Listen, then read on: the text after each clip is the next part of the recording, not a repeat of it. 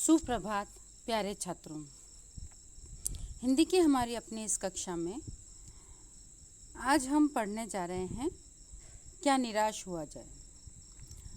हजारी प्रसाद द्विवेदी का ये लेख है।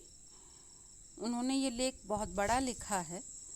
उसी लेख का कुछ अंश हमारी इस किताब में हमको दिया गया है।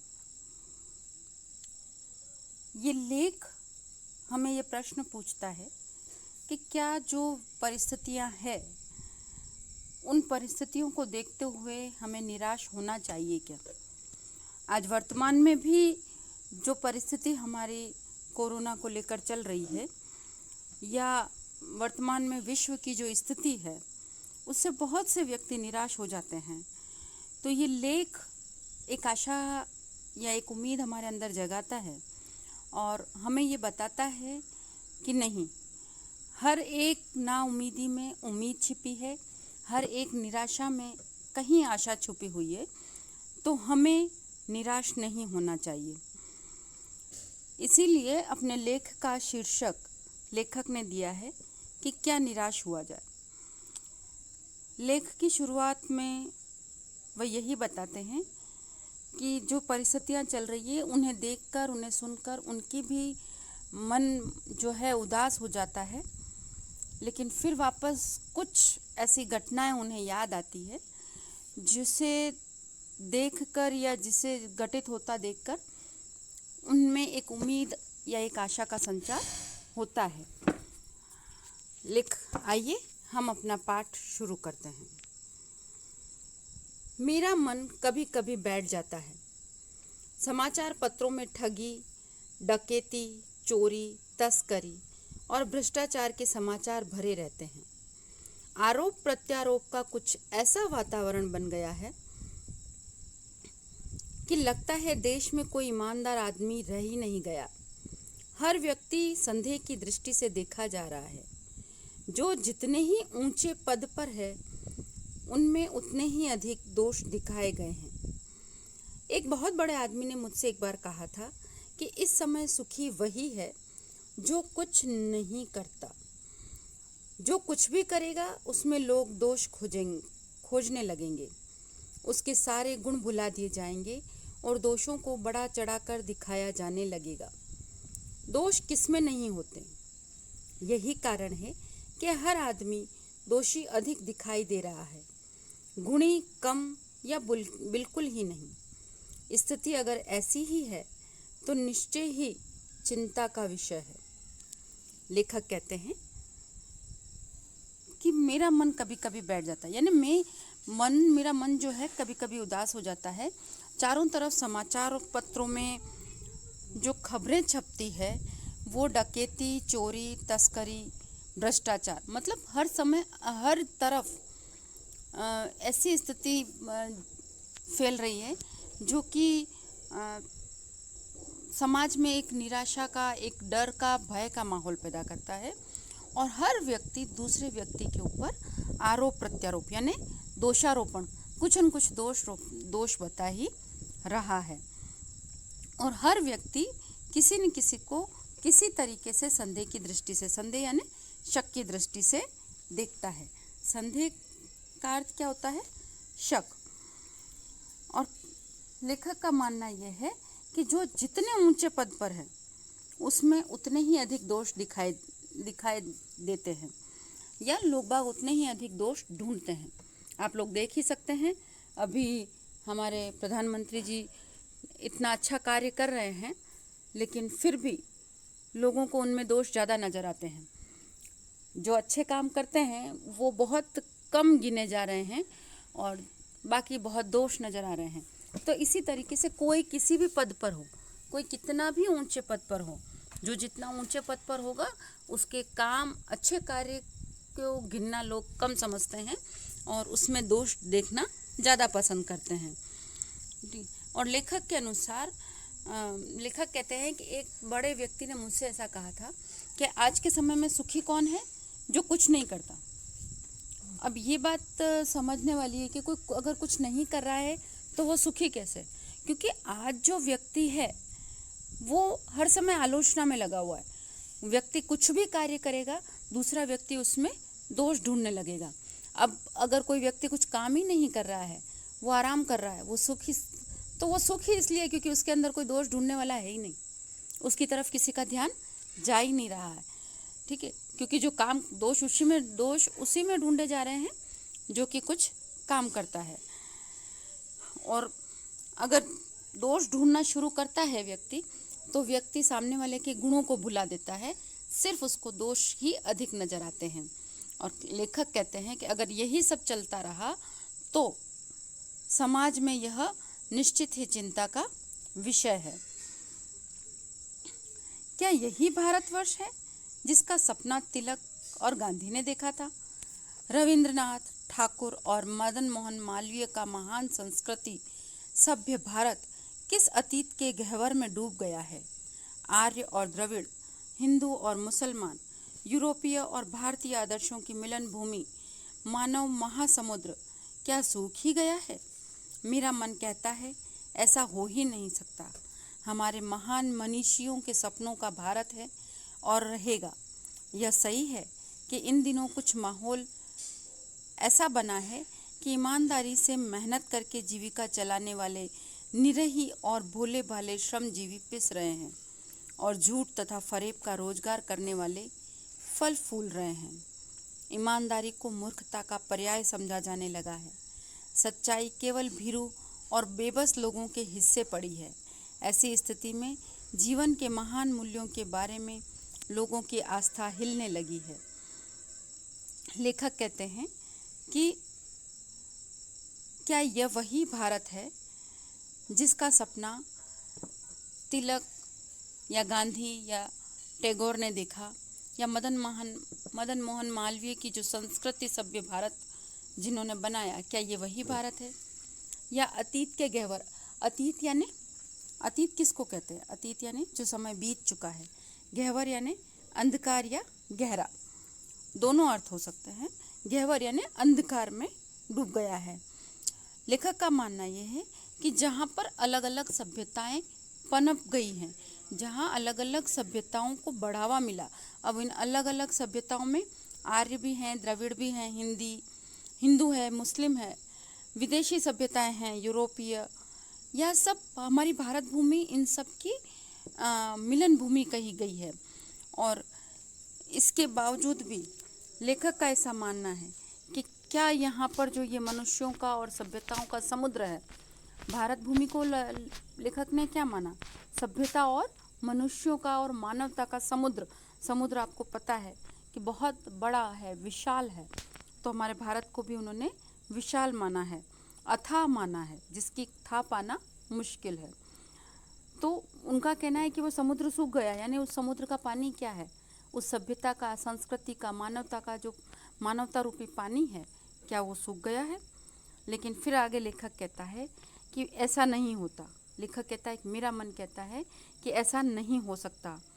हमारे महान मनीषियों के सपनों का भारत है और रहेगा। हमारा महान मनीषियों मतलब यानी हमारे जो महान महापुरुष हुए हैं, जिनकी सोच भारत को लेकर सकारात्मक थी, उनके सपनों का भारत है और यह उन्हीं के सपनों का भारत रहेगा। लेखक कहते हैं कि यह सही भी है कि कुछ माहौल ऐसा बन गया है, वर्तमान में जो परिस्थितियां चल रही है या हमारे आसपास जो माहौल है वो ऐसा बन गया है कि जो ईमानदारी से अपनी जीविका यानी कमाना, अपनी आय का अर्जन करते हैं या अपनी जीवन को चला रहे हैं ईमानदारी से, ऐसे भोले भाले निरीह जीव यानी बिल्कुल सीधे साधे श्रमजीवी पिस रहे हैं और झूठ तथा फरेब का रोजगार, फरेब यानी षड्यंत्र करने वाले, फल फूल रहे हैं। ईमानदारी को मूर्खता का पर्याय आप समझते हैं, पर्यायवाची समान अर्थ, यानी ईमानदारी को क्या माना गया है? मूर्खता माना गया है। और सच्चाई, ठीक है, सच्चाई किसका कारण, किसके लोगों के हिस्से में है? भीरू और बेबस लोग। भीरू यानी डरपोक, बेबस यानी जो कि लोगों के सामने मदद के बिना हो, हेल्पलेस व्यक्ति जिसको कहा जाता है। तो लेखक कह रहे हैं कि आज का समय ऐसा हो गया है कि सच्चाई सिर्फ डरपोक लोगों के हिस्से में आ गई है, या जो असहाय लोग हैं, बेबस यानी असहाय लोग। ऐसी स्थिति में जीवन के जो महान मूल्य है उनके प्रति लोगों की आस्था, यानी लोगों का जो एक सकारात्मक सोच है वह खत्म होने लगी है। भारतवर्ष में कभी भी भौतिक वस्तुओं के संग्रह को बहुत अधिक महत्व नहीं दिया। उसकी दृष्टि में मनुष्य के भीतर जो महान आंतरिक गुण स्थिर भाव से बैठा हुआ है वही चरम और परम है। लोभ, मोह, काम, क्रोध आदि विचार मनुष्य में स्वाभाविक रूप से विद्यमान रहते हैं, पर उन्हें प्रधान शक्ति मान लेना और अपने मन तथा बुद्धि को उन्हीं के इशारों पर छोड़ देना बहुत बुरा आचरण है। भारतवर्ष में कभी भी उन्हें उचित नहीं माना। उन्हें सदा संयम में बंधन से बांध कर रखने का प्रयत्न किया है, परंतु भूख की उपेक्षा नहीं की जा सकती, बीमार के लिए दवा की उपेक्षा नहीं की जा सकती, गुमराह को ठीक रास्ते पर ले जाने के उपायों की उपेक्षा नहीं की जा सकती।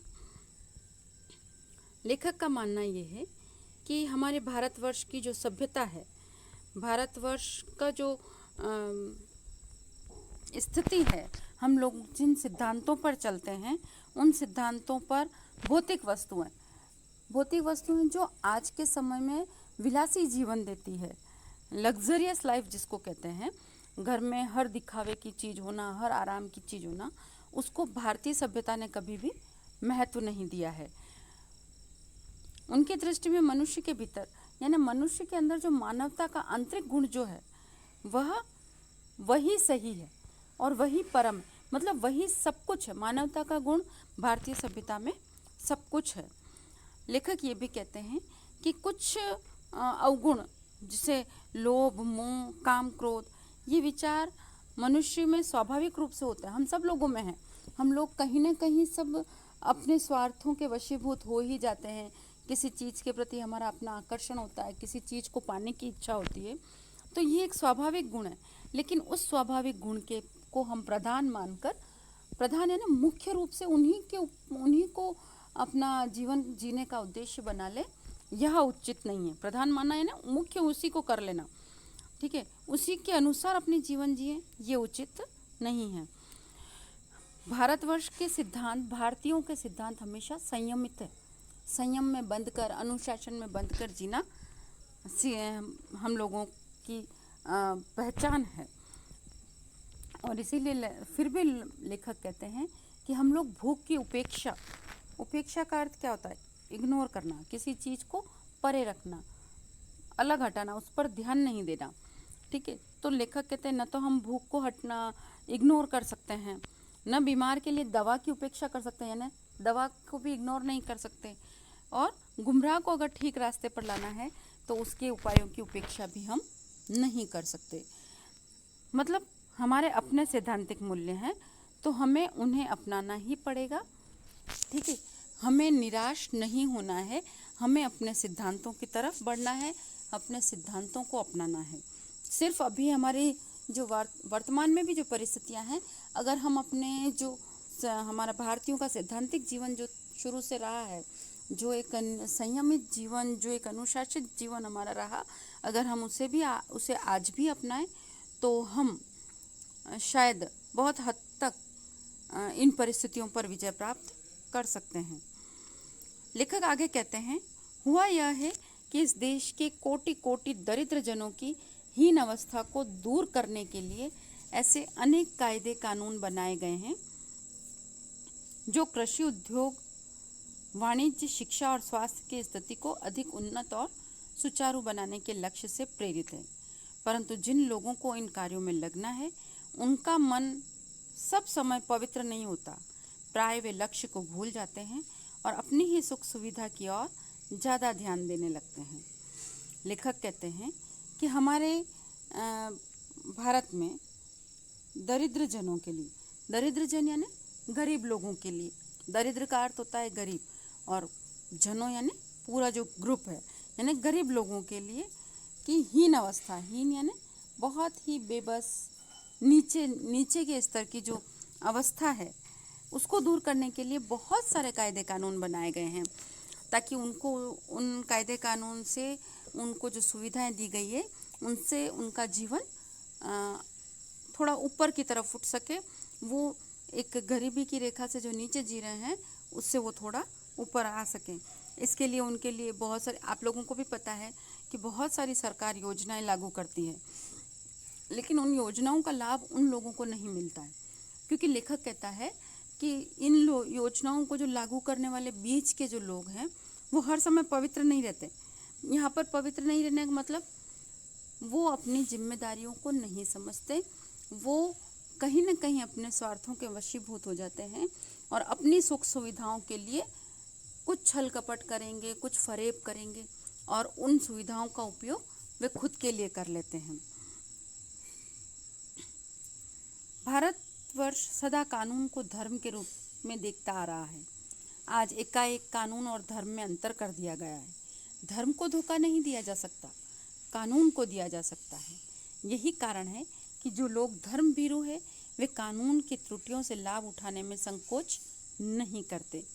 यहाँ पर जो ये पैराग्राफ दिया गया है वैसे है, हमारे जो लेखक हैं वो अच्छे साहित्यकार हैं और इस लेख में उन्होंने बहुत कुछ अपनी भाषा को मांझकर और भाषा का इस तरीके से उपयोग किया है कि देखते ही बनता है। यहाँ पर भी उन्होंने इस पैराग्राफ में बहुत अच्छी बात कही है। एक कटाक्ष सा है, एक व्यंग है यहाँ पर कि भारतवर्ष सदा कानून को धर्म के रूप में देखता है।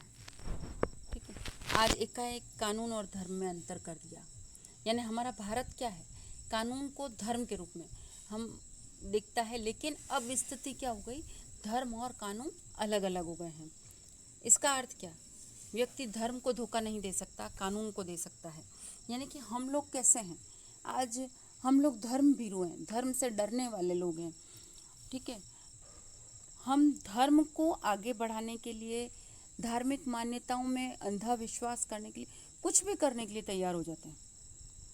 ठीक है, अगर कोई ऐसी जिस बात ऐसी कहे कि जिसके लिए हमारा दिमाग नहीं मान रहा, यार ऐसा नहीं होता है, नहीं ऐसा नहीं होता, लेकिन फिर अगर उस पर ठप्पा ये लगा दें हम लोग कि नहीं हमारी धार्मिक मान्यता तो यही है, कुछ अनहोनी हो जाएगी, तो हम तुरंत, भले हमारी आत्मा नहीं मान रही, हम लोग पढ़े लिखे लोग हैं, हमारा दिमाग नहीं मान रहा है, ठीक है, लेकिन जहाँ धर्म की बात आती है वहाँ हम हमारी सोच को एक परे रखकर तुरंत धर्म से डरकर उस बात को मान लेंगे। तब हमारी जो शिक्षा ग्रहण किया हुआ दिमाग है, चाहे हमने विज्ञान के इतने चरम आविष्कार देखे हैं, ये सारी शिक्षाएं एक तरफ रखकर हम धर्म के नाम से डरकर अच्छी या बुरी सारी बातें हम मान लेंगे, लेकिन हम कानून से नहीं डरते, क्योंकि कानून सजा दे देता है, कानून धर्म से ऊपर नहीं है, इसलिए हम धर्म से तो डरते हैं लेकिन कानून से हम नहीं डरते। कोई भी कानून बनता है तो उस कानून में कहाँ कमी रह गई है, उन्हीं कमियों को ढाल बनाकर हम अपना फ़ायदा उठा लेते हैं। इस बात के पर्याप्त प्रमाण खोजे जा सकते हैं कि समाज के ऊपरी वर्ग में चाहे जो भी होता हो, भीतर भीतर भारतवर्ष अब भी यह अनुभव कर रहा है कि धर्म कानून से बड़ी चीज़ है। धर्म ये बहुत बड़ी चीज़ है। इस लाइन में बहुत एक मर्म छिपा हुआ है कि हम लोग हमेशा से धर्म को महत्व देते आए हैं और धर्म के नाम पर नैतिक और अनैतिक हर बात को मान लेते हैं। हमने कानून को कभी इतना महत्व नहीं दिया जितना हम धर्म को देते हैं। अब भी सेवा, ईमानदारी, सच्चाई और आध्यात्मिकता के मूल्य बने हुए हैं। वे दब अवश्य गए हैं लेकिन नष्ट नहीं हुए हैं। आज भी वह मनुष्य से प्रेम करता है, महिलाओं का सम्मान करता है, झूठ और चोरी को गलत समझता है, मनुष्य को पीड़ा पहुंचाने को पाप समझता है। हर आदमी अपने व्यक्तिगत जीवन में इस बात का अनुभव करता है। समाचार पत्रों में जो भ्रष्टाचार के प्रति इतना आक्रोश है वह साबित करता है कि हम ऐसी चीज़ों को गलत समझते हैं। इस पैराग्राफ में जो लेखक ने सही बात कही है वह यही कही है कि हमने हमेशा कानून से ऊपर धर्म को रखा है, और कहीं ना कहीं हमारे धर्म की नैतिक चीज़ें हैं, सच्चाई, ईमानदारी, चोरी को गलत समझना। तो ये आध्यात्मिक जो मूल्य हैं हमारे, ये कहीं आज भी हमारे दबे हुए हैं, हमारे आत्मा में, हमारे दिमाग में, और हम आज भी इन बातों को मानने के लिए तैयार रहते हैं कि ये भ्रष्टाचार, अनैतिकता, फरेब, ये सब गलत चीज़ें हैं। दूसरों को तकलीफ़ देना गलत है, हम इन चीज़ों को मानते हैं। और ये जो समाचार पत्रों में जो ये जो न्यूज़ आती है, उसके प्रति जो दूसरे लोगों का एक आक्रोश है, वो आक्रोश ही इस चीज़ को साबित करता है कि हम धार्मिक तौर पर इन चीज़ों को गलत समझते हैं। अभी तक जो लेखक ने समझाया वो हमें यही समझाया कि चारों तरफ निराशाजनक वातावरण फैला हुआ है, जिससे कि मनुष्य निराश हो सकता है। लेकिन अब लेखक ये समझाना चाह रहा है इस बात से कि हमारे अंदर कहीं आध्यात्मिक मूल्य दबे हुए हैं। तो लेखक ये समझाना चाह रहा है कि इतना निराशावादी वातावरण होने के बाद भी कहीं न कहीं एक उम्मीद, एक आशावादी दृष्टिकोण है, और समाज में उन तत्वों की प्रतिष्ठा कम करना चाहते हैं जो गलत तरीके से धन या मान संग्रह करते हैं। दोषों का पर्दाफाश करना बुरी बात नहीं है। बुराई यह मालूम होती है कि किसी के आचरण के गलत पक्ष को उद्घाटित करके उसमें रस लिया जाता है, और दोषोद्घाटन को एकमात्र कर्तव्य मान लिया जाता है। बुराई में रस लेना बुरी बात है, अच्छाई में उतना ही रस लेकर उजागर न करना और भी बुरी बात है। सैकड़ों घटनाएं ऐसी घटती है जिन्हें उजागर करने से लोक चित्त में अच्छाइयों के प्रति अच्छी भावना जगती है। जैसा कि मैंने कहा कि अब इतनी देर जो एक निराशाजनक वातावरण लेखक ने बताया, उसी में कहीं आशावादी दृष्टिकोण को बता रहे हैं लेखक। तो लेखक हमको ये समझा रहे हैं कि दोषों का पर्दाफाश करना तो बुरी बात नहीं है, लेकिन हम दोषों को लोगों के सामने उद्घाटित करें, यानी किसी के दोष देखें और लोगों से उसकी बात करें और उसमें आनंद लें। कहने का मतलब निंदा करना, हो किसी की बुराई करें, उसमें दोष ढूंढकर उसकी बुराई करें, तो ये गलत बात है।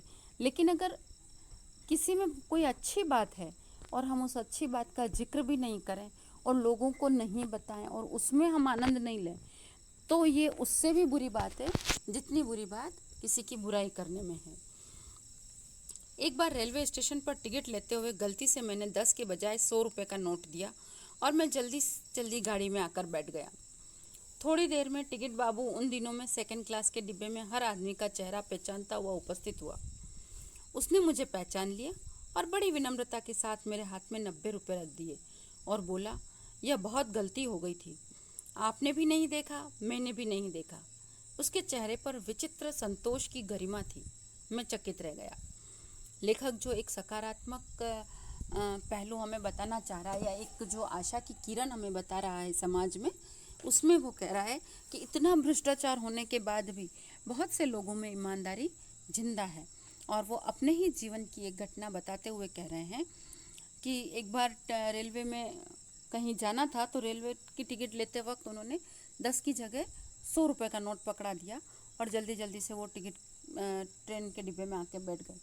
लेकिन तभी टिकट बाबू उनको ढूंढता हुआ आया और उन्हें 90 रुपये पकड़ाया और कहा कि बहुत बड़ी गलती हो गई, न तुमने देखा न मैंने देखा। और उनके चेहरे पर एक विचित्र यानी एक अनोखा सा संतोष था। कहने का मतलब ये कि इतनी भ्रष्टाचार, जहाँ पर लाखों की ठगी डकैती हो जाती है, 1-2 रुपए के लिए लोग बाग एक दूसरे को मारपीट पे उतर आते हैं, वहीं पर किसी में इतनी ईमानदारी, किसी में इतनी सच्चाई भी जिंदा है कि वह ढूंढता फिरता आकर बचे हुए पैसे, जिसे लोग बाग जानते ही नहीं, वो भी आकर दे जाए। इसी के आगे लेखक कहते हैं, कैसे कहूँ कि दुनिया में सच्चाई और ईमानदारी लुप्त हो गई है। वैसे अनेक अवांछित घटनाएं भी हुई है, परंतु यह एक घटना ठगी और वंचनाओं की अनेक घटनाओं से अधिक शक्तिशाली है। लेखक अपनी इस घटना का जिक्र करते हुए कहते हैं कि मैं कैसे कह दूं कि समाज में ईमानदारी लुप्त हो गई है, सच्चाई खत्म हो गई है। लेखक कहता है ये तो मैं कह ही नहीं सकता, क्योंकि जितनी हमने भ्रष्टाचार की खबरें सुनी है, जितनी डकैती की खबरें सुनी हैं, उन पर मेरी ये एक घटना बहुत शक्तिशाली है, बहुत ही मजबूत है, ये समझाने के लिए कि समाज में बहुत अभी तक सच्चाई बाकी है, एक सकारात्मकता बाकी है, एक आशावादी दृष्टिकोण बाकी है। इसके आगे का अध्याय हम अपनी अगली कक्षा में पढ़ेंगे। उम्मीद है आपको समझ में आ गया होगा। कुछ शब्द ऐसे हों जिनका अर्थ आपको समझ में नहीं आया, तो मैं उम्मीद करती हूँ कि आप अपनी लाइव कक्षा में मुझसे ज़रूर पूछेंगे। धन्यवाद।